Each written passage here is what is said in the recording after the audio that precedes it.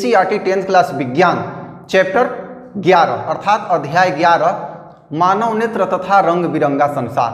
आज इस चैप्टर के सारे महत्वपूर्ण ऑब्जेक्टिव क्वेश्चन हम लोग करेंगे। आपका प्रश्न प्रारंभ होता है, जरा दूरदर्शिता दृष्टि दोष में प्रयोग होता है। आपके सामने 3 ऑप्शन आएंगे। पहला ऑप्शन है उत्तल लेंस, दूसरा ऑप्शन है आपका अवतल लेंस और तीसरा ऑप्शन है आपका बाईफोकल लेंस। तो इन तीनों में से अगर आप समझ रहे हैं कि कौन सा आंसर होगा तो समय प्रारंभ है। आप अपने पेन पेपर पे लिख लीजिए और ये आंसर आप मिलाइए। इसका आंसर होगा 3 अर्थात बाईफोकल लेंस। अगला क्वेश्चन है आपका, एक लेंस की फोकस दूरी 50 सेंटीमीटर है, इसकी क्षमता है। पहला विकल्प है 2 डाइऑप्टर, दूसरा विकल्प है -2 डाइऑप्टर, तीसरा आपका विकल्प है 0.02 डाइऑप्टर।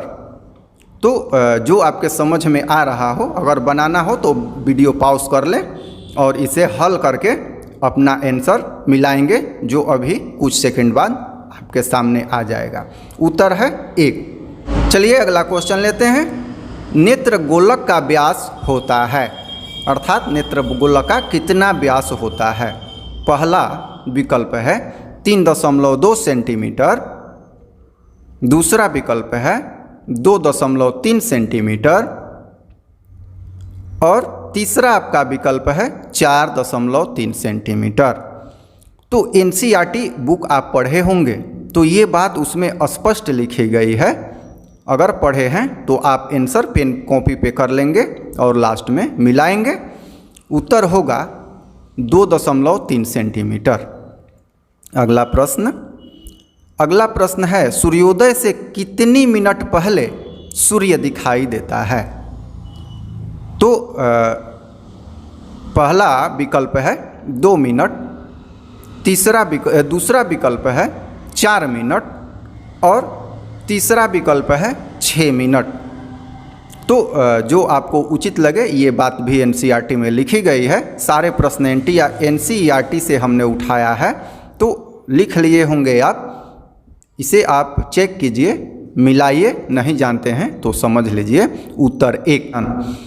अगला प्रश्न, अंतरिक्ष से आकाश का रंग कैसा दिखाई देता है। सभी तो इम्पोर्टेंट क्वेश्चन ही हैं। 3 विकल्प आपके सामने आएंगे। पहला आ गया लाल, दूसरा आया नीला और तीसरा विकल्प आएगा आपका काला। तो बताना है कि अंतरिक्ष से आकाश का रंग कैसा दिखाई देता है। तो आपका समय प्रारंभ है, कर लिया होगा आपने और आपका सही उत्तर है तीसरा नंबर काला। अगला प्रश्न, स्पेक्ट्रम को सर्वप्रथम किस वैज्ञानिक ने प्राप्त किया था। तो स्पेक्ट्रम को किस वैज्ञानिक ने प्राप्त किया था, एनसीईआरटी में स्पष्ट लिखा हुआ है। उसी जानकारी के आधार पे पहला ऑप्शन है न्यूटन ने, दूसरा पाइथागोरस ने और तीसरा है आइंस्टीन ने। आपका समय प्रारंभ होता है। चलिए आप कर लिए होंगे या कर रहे होंगे। इसके बाद आप आंसर मिलाएंगे। इसका सही उत्तर होगा न्यूटन ने। उत्तर 1। अब अगला प्रश्न, पुतली के आकार को कौन नियंत्रित करता है। पुतली के आकार को कौन नियंत्रित करता है। पहला विकल्प है पक्षमाभि पेशी, दूसरा विकल्प है दृष्टिपटल और तीसरा विकल्प है आपका परितारिका।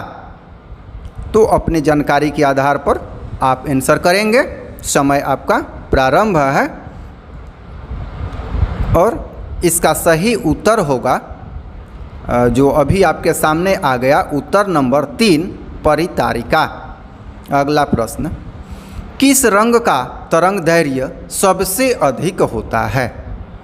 तो विकल्प आएंगे आपके सामने 3 विकल्प होंगे।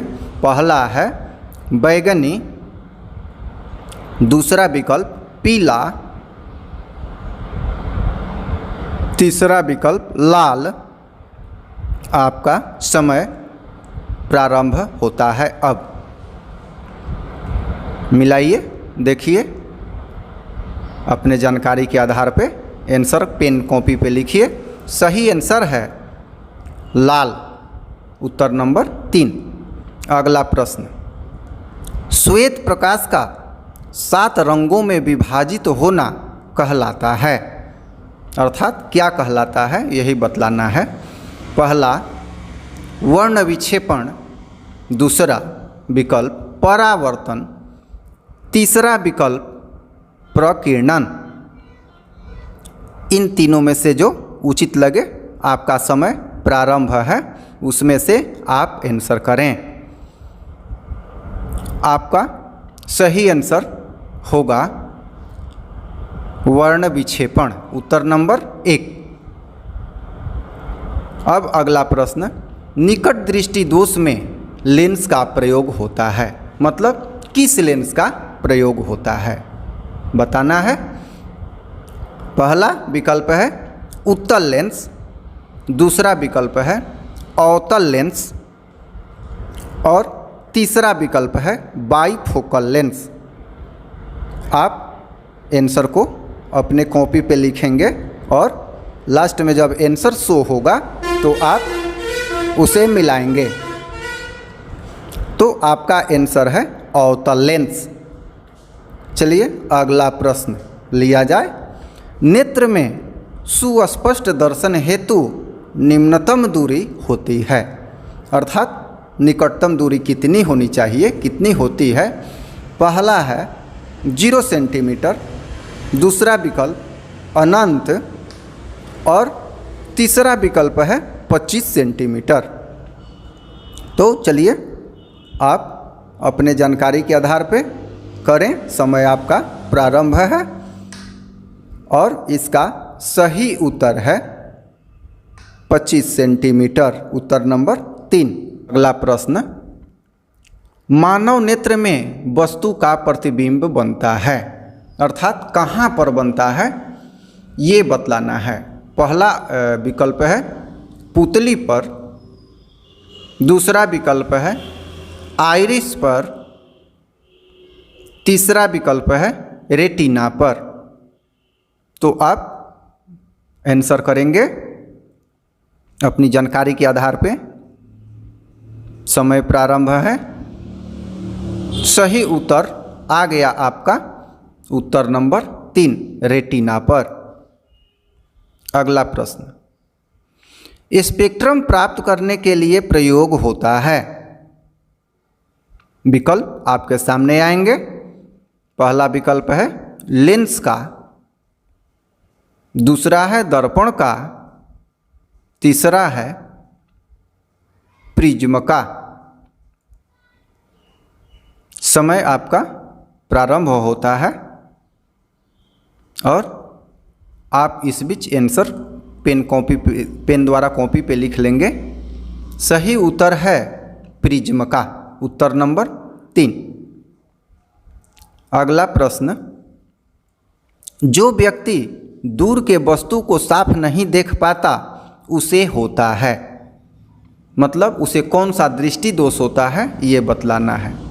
पहला विकल्प है दूर दृष्टि दोष, दूसरा विकल्प है निकट दृष्टि दोष, तीसरा विकल्प है जरा दूरदर्शिता। समय आपका प्रारंभ है। ये 3 दृष्टि दोष मुख्यतः हमें पढ़ना है एनसीईआरटी 10th क्लास में, चैप्टर नंबर 11 में। तो सही उत्तर है आपका निकट दृष्टि दोष, उत्तर नंबर 2। अभिनेत्र लेंस की फोकस दूरी में परिवर्तन होता है। मतलब किसके द्वारा अभिनेत्र लेंस में फोकस दूरी में परिवर्तन होता है। पहला है परितारिका द्वारा, दूसरा है पक्षमाभि पेशी द्वारा, तीसरा है पुतली द्वारा। समय प्रारंभ होता है आपका,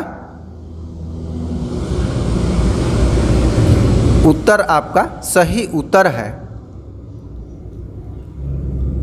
पक्षमाभिपेशी द्वारा, उत्तर नंबर 2। मैं आशा करता हूं कि यह वीडियो आपको बहुत ही रोचक और अच्छा लगा होगा। अगर अच्छा लगा है तो लाइक जरूर कीजिएगा। सब्सक्राइब नहीं किया है अनोखी पाठशाला को अभी तक तो सब्सक्राइब भी कीजिएगा और कमेंट में अपना सुझाव भी दीजिएगा। धन्यवाद।